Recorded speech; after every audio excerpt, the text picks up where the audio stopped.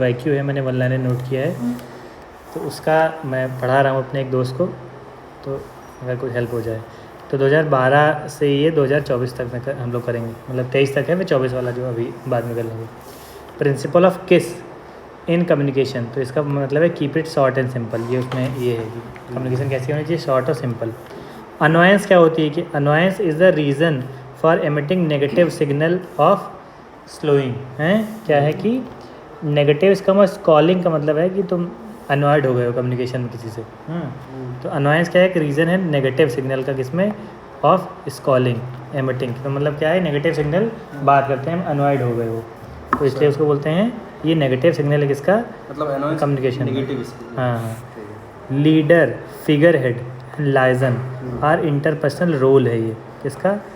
ये पूछा था कि इसमें से कौन सा इंटरपर्सनल रोल नहीं है। तो बॉस क्या है, बॉस एक अथॉरिटी है। अच्छा, तो वो उसका लीडर, फिगर हेड और लाइजन, ये सब क्या है, इंटरपर्सनल रोल है। अच्छा। लीडर क्या करता है, वो एक फिगर हेड होता है, लाइजन, ये सब क्या है, इंटरपर्सनल रोल है। बॉस तुम्हारा हेड होता है, वो अथॉरिटी है। तो इसमें ऑप्शन था कि इसमें से कौन सा इंटरपर्सनल रोल नहीं है, तो बॉस है, बॉस नहीं है, समझ गए। अच्छा। लीडर है, फिगर हेड, लाइजन, ये सब क्या है, इंटरपर्सनल रोल है, क्योंकि ये कम्युनिकेट कर रहे हैं। लीडर भी क्या करता है, लीडर की सबसे बड़ी खासियत क्या है, कम्युनिकेट। मोदी जी क्या है, लीडर हैं, फिगर हेड हैं, लाइजन है, लेकिन बॉस नहीं है। बॉस खाली इंस्ट्रक्शन देता है। हाँ, तो ये है।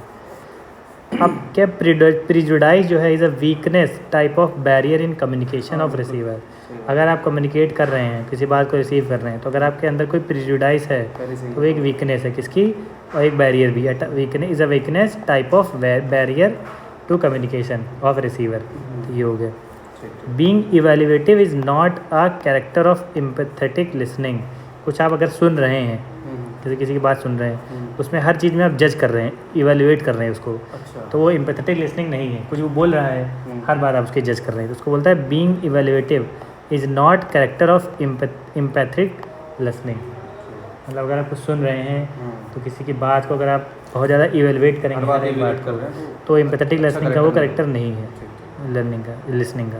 ये लिसनिंग के क्या हैं कि उसकी बात को आप अच्छे से सुनो। तो ये है। अब कम्युनिकेशन के बैरियर क्या होते हैं, वैसे कम्युनिकेशन चल रही है, और टाइप्स ऑफ बैरियर है। ये है कम्युनिकेशन में क्या ऐसे बैरियर होते हैं, उसके टाइप क्या हैं। तो वोकेबलरी कौन सा बैरियर है, वो एक लैंग्वेज बैरियर है कि आपकी वोकेबलरी ख़राब है। वोकेबलरी क्या है, वो एक लैंग्वेज बैरियर है कि आप सही से वोकैब यूज़ नहीं कर पा रहे। अब डिस्टेंस क्या है, स्ट्रक्चरल बैरियर है। मतलब कि अगर आप वहाँ बैठे हैं ऑफिस में, हम यहाँ बैठे हैं, तो भी एक बैरियर हो गया ना। ये क्या है, स्ट्रक्चरल बैरियर है कि हमारे एक ऐसे स्ट्रक्चर बना है कम्युनिकेशन में, तो वो बैरियर का काम करता है। हम लोग के पास में बैठे हैं तो ये कम्युनिकेशन सही है, दूर बैठ जाओगे तो एक बैरियर हो जाएगा। Distance is the barrier of structural barrier है। हास्ट क्या है, जल्दबाजी में, तो ये सरकमटांशियल है कि तुम्हारा एक फ़ोन आ रहा है, तुमको जल्दी जाना है, तुम बात भी सुन रहे हो, तो ये हास्ट मतलब जल्दबाजी क्या है, एक सरकमटांशियल बैरियर है। जरूरी नहीं कि आदमी हर बात जल्दी में रहता है, लेकिन कैसी स्थिति ऐसी पैदा हो जाती है, सरकमस्टांशियल बैरियर।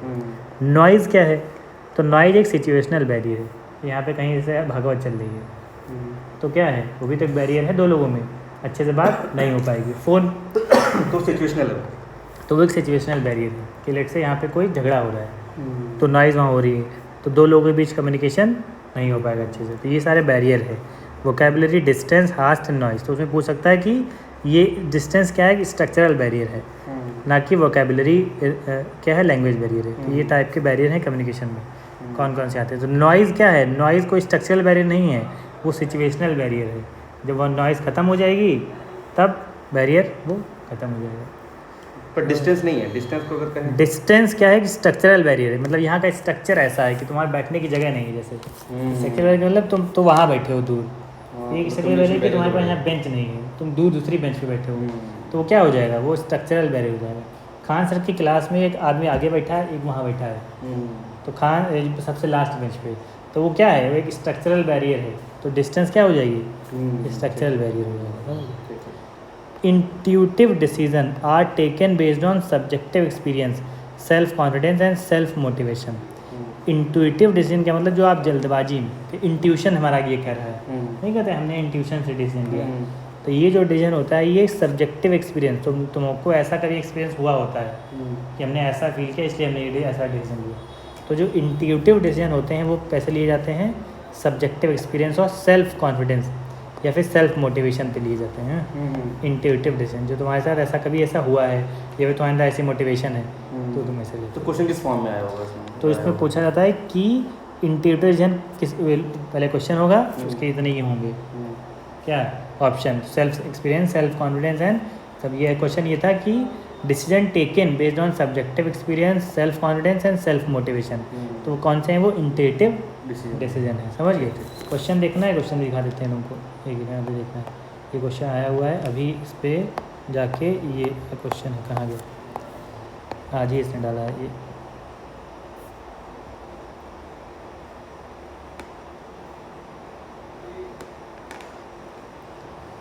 इसको भी कर लेना, टाइप करने से नहीं देखना है क्या है ये बैरियर पीपल क्वेश्चन है 12 से देखो क्या क्वेश्चन में ये सारा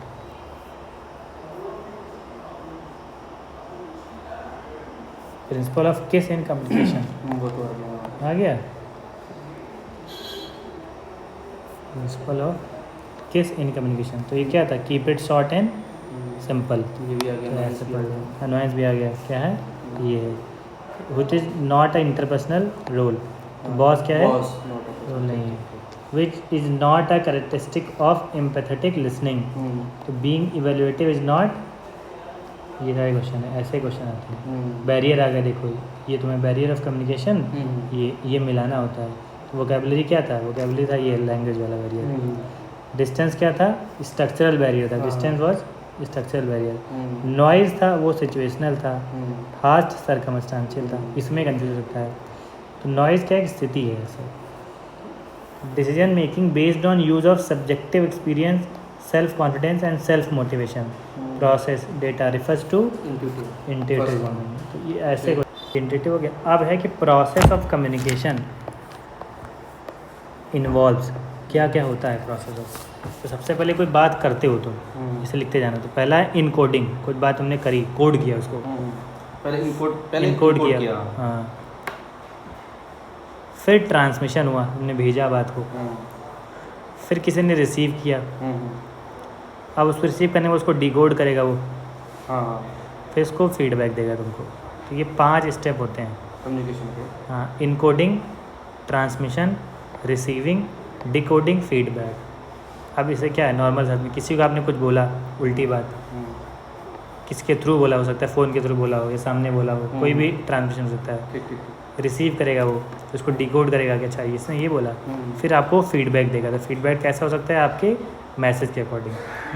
फीडबैक में कुछ भी आ सकता है, गाली थप्पड़ what ever it is. Communication part तो ये हो गया। तो ये है प्रोसेस ऑफ कम्युनिकेशन इन्वॉल्व। तो 3-5 चीज़ें होती हैं, encoding, transmission, receiving, decoding, feedback. तो कभी कभी आता है कि लास्ट फेज ऑफ कम्युनिकेशन क्या है, तो फीडबैक है, ये ऐसे पूछता है।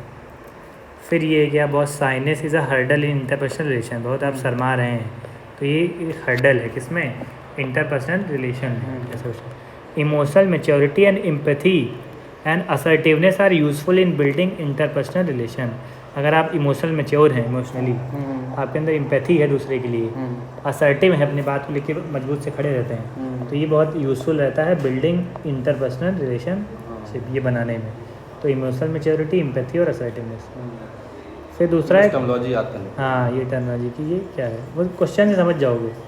Communication that cut across function and level is called diagonal communication. इसको क्रॉस फंक्शनल बोलते हैं, communication between employ of different level. तो पूछता है कि डायगोनल कम्युनिकेशन क्या होता है, मतलब कि 2 ऑफिस हैं, जैसे ये एक ऑफिस तुम्हारा है, तुम अपना काम देखते हो, हाँ, ये तुम्हारा मार्केटिंग का काम है, दूसरा रिसर्च वाला है, दूसरा क्या है, रिसर्च करता होगा, दूसरा रिसर्च वाला है। इसको रुको ऐसे समझा देते हैं, एक नया पेज खोलो, अगर कहाँ गया, 1 minute, insert new blank page. तो क्या है कि डायगोनल हमको पढ़ना है। तो एक है, जैसे ये आदमी ए है, कहाँ गया इसको,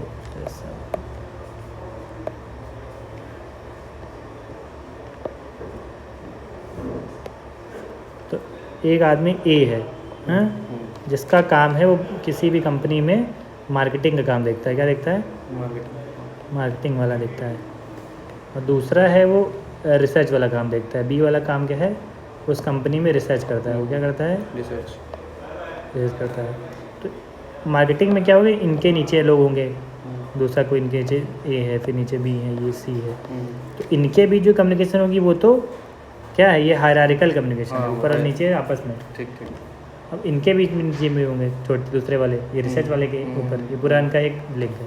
तो जब इनके बीच कम्युनिकेशन होने लगे तो डायगोनली तो वो डायगोनल हो जाएगा। हाँ, तो इसने क्या सारे बैरियर तोड़ दिए। तो इसका मतलब इसमें लिखा हुआ है communication that cut across function and level in an organisation is called diagonal. उसमें फंक्शन भी करते हैं क्रॉस फंक्शनल, कि यहाँ वाला ये वाला नीचे डी वाला इससे कम्युनिकेट करने लगे ऊपर वाले बी से।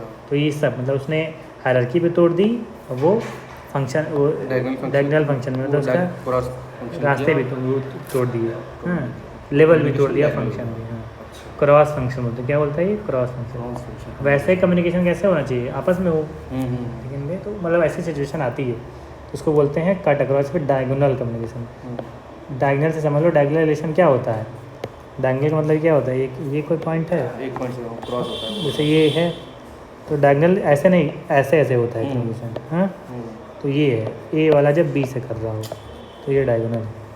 तो ये हमेशा होता है, इसको बोलते हैं डायगोनल कम्युनिकेशन। ये ऑफिस में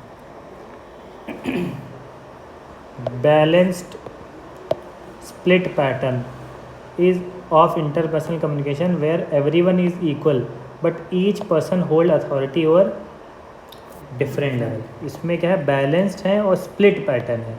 मतलब क्या है, इस कम्युनिकेशन में, ऐसी सिचुएशन में सब बराबर हैं और सब अपने अपने पास क्या है, सबके पास अपनी एक अथॉरिटी भी है। तो बैलेंस्ड एंड स्प्लिट पैटर्न में क्या होता है कि एवरी वन इज इक्वल, किसी के ऊपर नीचे कोई नहीं है, सब बराबर हैं, होल्ड्स अथॉरिटी ओवर डिफरेंट। तो सबके पास अपना अलग अलग है और सबके पास अपनी एक अथॉरिटी है। अब दूसरा है चेन नेटवर्क ऑफ कम्युनिकेशन। तो चेन मतलब चेन से समझ जाओ, ट्रेवल अप एंड डाउन कैसे होता है, ऊपर नीचे, in the hierarchy. Each person communicate with only the person above और below in terms of reporting. तो चेन में क्या है कि जैसे एक लंबी चेन बना लो, चेन बना लो, ऐसे बना देते हैं चेन कि एक ये चेन है, एक इसके नीचे ये चेन है, फिर ये चेन है, फिर ये चेन है, ये एक चेन बनी हुई है। तो इसमें ये ए वाला क्या कर सकता है, ए वाले के केवल इससे कम्युनिकेट कर सकता है और इससे कर सकता है।